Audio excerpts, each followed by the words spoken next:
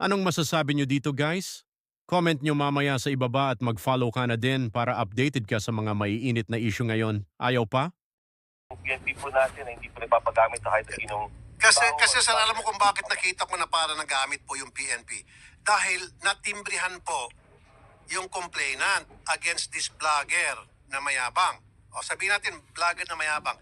Etong si vlogger na mayabang, nung mahuli siya, nakaredy na po yung complainant na may dala pa pong mga combo, may dala mga banda, tapos kumakanta-kanta pa. And pinayagan po ng PNP yun?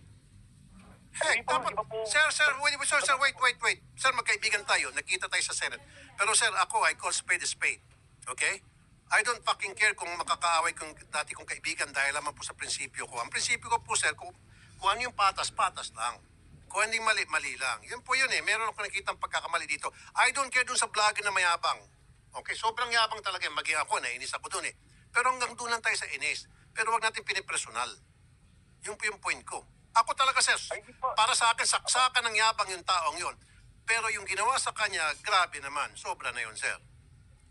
We acknowledge your comment po, Sen. Rafi. That's point well taken. Point well taken. Huwag na po maulit yun, sir. You tell the PNP, daking yun na nahuli. Mayabang talaga yun, sir. Admittingly, talagang kahit na sino nayabangan doon. Pero naman, wag naman maging OA yung ating PNP para isakatuparan yung hustisya, meaning hulihin siya dahil may warrant of arrest, dalhin siya sa korte o kung sino mang korte nag-issue ng warrant. Huwag naman po yung OA. Kasi nakita ko po, sir, may banda pa at saka may kantahan pa.